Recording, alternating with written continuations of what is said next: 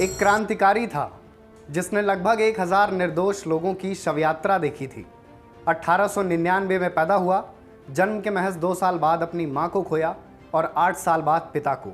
जिस क्रांतिकारी को मृत्यु का डर नहीं था और नज़मों से क्या खूब इश्क था, जो शहीद आज़म भगत सिंह को गुरु और हीरो मानता था।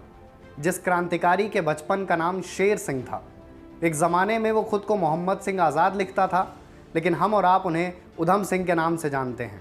वही उधम सिंह जिनकी गोलियों ने जलियांवाला बाग सामूहिक नरसंहार का बदला लिया। उधम सिंह हाल फिलहाल चर्चा में हैं क्योंकि उन पर एक फिल्म आने वाली है जिसमें विकी कौशल मुख्य भूमिका निभाने वाले हैं।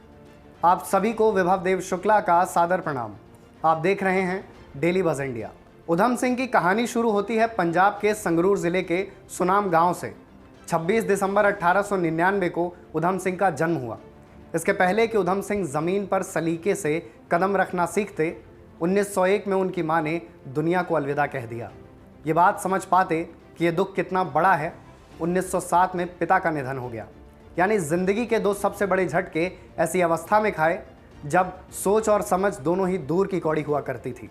कुनबे में केवल 2 लोग बचे, उधम सिंह और उनके बड़े भाई मुख्ता सिंह। दोनों भाइयों ने अमृतसर के अनाथालय में शरण ली।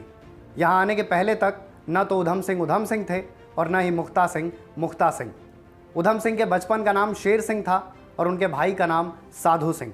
किसी तरह जिंदगी पटरी पर आ रही थी, या कहें जिंदगी समझ आ रही थी, तभी उनके भाई की मौत हो गई।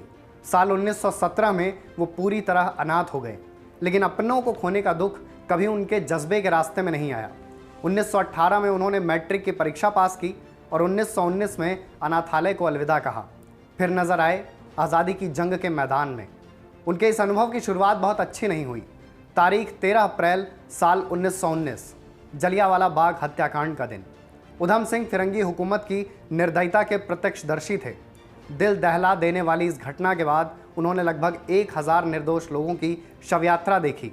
इस नज़ारे के बाद उन्होंने उस जगह की मिट्टी उठाई और प्रतिज्ञा ली कि मासूमों की हत्या का बदला लेना है। फिर क्या था, भगत सिंह को अपना गुरु मानने वाले उधम सिंह लंदन गए, पूरी योजना बनाई। वो तारीख थी 13 मार्च और साल था 1940। लंदन के कॉक्सटन हॉल में रॉयल सेंट्रल एशियन सोसाइटी की बैठक थी। माइकल ओ डायर इस कार्यक्रम में बतौर स्पीकर शामिल था।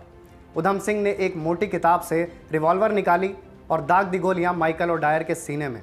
गोली लगते ही डायर ढेर हो गया और उधम सिंह की प्रतिज्ञा पूरी हुई। घटना के ठीक बाद उनकी गिरफ्तारी हुई, अदालत में सुनवाई भी हुई और उधम सिंह हत्या के दोषी पाए गए।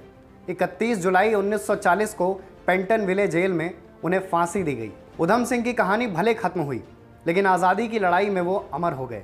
उनकी ज़िंदगी का एक और पहलू है जिसकी चर्चा बहुत कम होती है। वो धर्मनिरपेक्षता को बहुत तरजीह देते थे। उन्होंने कई मौक़ों पर अपना नाम उधम सिंह की जगह मोहम्मद सिंह आज़ाद लिखा था।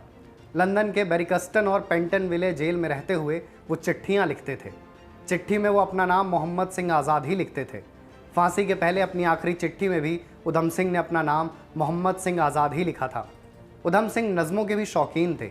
एक नज़म थी जो पंजाब की ज़मीन से आने वाले क्रांतिकारियों को एक सूत्र में बांध कर रखती थी।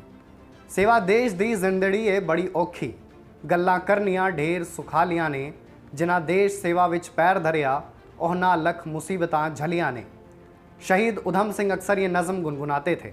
सरल शब्दों में कहें तो आज़ादी की लड़ाई का वो चेहरा जिसने अंग्रेज़ों की धरती पर जाकर अपने देश का बदला पूरा किया। तो कैसी लगी आपको हमारी ये खबर, हमें कमेंट करके ज़रूर बताएं और हमारे चैनल को सब्सक्राइब करना ना भूलें।